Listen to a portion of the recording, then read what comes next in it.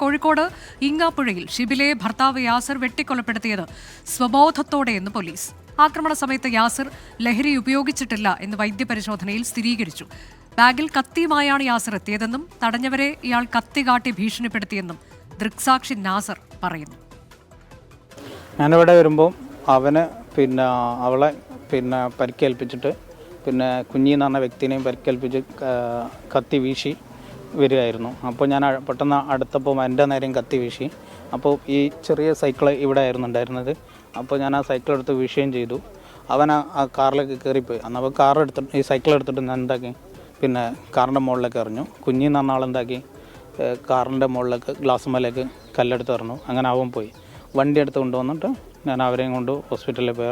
ഇവിടെ കത്തിൻ്റെ പാടുണ്ടായിരുന്നു. ആദ്യം അവളെയാണ് ആക്രമിച്ചതെന്നാണ് പറഞ്ഞു കേട്ടത്.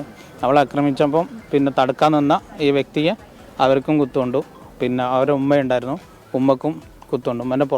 ഉമ്മൻ്റെ പുറഭാഗത്തായിരുന്നു മുറിവുണ്ടായിരുന്നത്.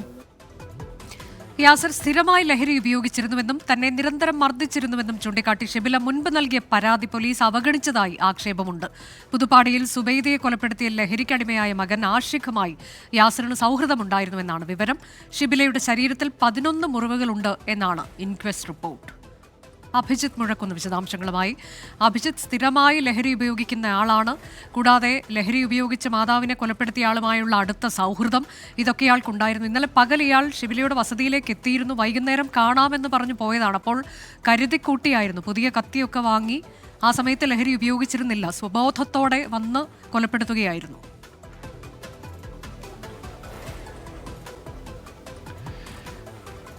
അനുജ, ഇതിൽ ഏറ്റവും സങ്കടകരമായ കാര്യം ഈ ഷിബിലിയുടെ ഉപദ്രവത്തെക്കുറിച്ച് ഈ യാസിറിൻ്റെ ഉപദ്രവത്തെക്കുറിച്ച് ഷിബില നേരത്തെ തന്നെ പോലീസിന് പരാതി നൽകിയതാണ്.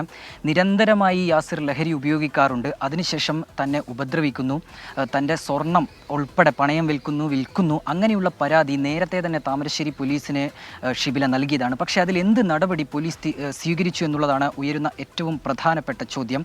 കഴിഞ്ഞ ദിവസവും സമാനമായ രീതിയിൽ നിന്നെ കൊല്ലും എന്നുള്ളൊരു ഭീഷണി ഷിബിലയ്ക്ക് നേരെ യാസിർ ഉയർത്തിയിരുന്നു. തുടർന്ന് ഇന്നലെ വൈകിട്ടോടെയാണ് ഷിബിലയും അച്ഛനും അമ്മയും നോമ്പ് തുറക്കുന്ന സമയത്ത് യാസിർ ഈ വീട്ടിലേക്ക് എത്തുന്നത്. ഇത് ഷിബിലയുടെ വീടാണ്.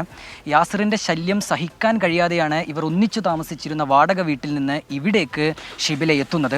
ശേഷം ഇന്നലെ വൈകിട്ട് ഇവിടേക്ക് എത്തിയ പ്രതി ഈ ഷിബിലയെ കുത്തി വീഴ്ത്തുകയായിരുന്നു. ഇത് തടയാൻ ശ്രമിച്ച ഷിബിലയുടെ അച്ഛനെയും അമ്മയെയും പ്രതി കുത്തി. ഇതിലെടുത്തു പറയേണ്ട ഏറ്റവും പ്രധാനപ്പെട്ട കാര്യം, ഈ കൊലപാതകം ആസൂത്രിതമാണ്.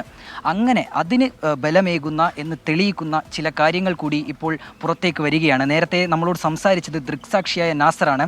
നാസർ ഈ ഷിബിലയുടെ അയൽക്കാരൻ കൂടിയാണ്. അദ്ദേഹം പറയുന്നത്, ഈ ബഹളം കേട്ടാണ് നാസർ ഈ വീട്ടിലേക്ക് ഓടിയെത്തുന്നത്. ആ സമയത്ത് കാണുന്നത് ഈ കത്തി ഇങ്ങനെ എടുത്ത് വീശുന്ന യാസിറിനെയാണ്.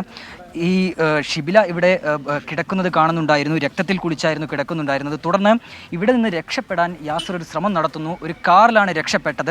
ഈ കാർ എടുത്ത് യാസിർ രക്ഷപ്പെടുന്ന സമയത്ത് സമീപത്തുണ്ടായിരുന്ന ഒരു സൈക്കിൾ എടുത്താണ് ഈ നാസർ ഈ കാറിന് നേരെ എടുത്തെറിയുന്നത്. ഇയാളെ ഇവിടെ നിന്ന് പോകാൻ സമ്മതിക്കാതിരിക്കുകയായിരുന്നു ലക്ഷ്യം. പക്ഷേ അതും മറികടന്ന് യാസിർ ഇവിടെ നിന്ന് രക്ഷപ്പെടുന്നു.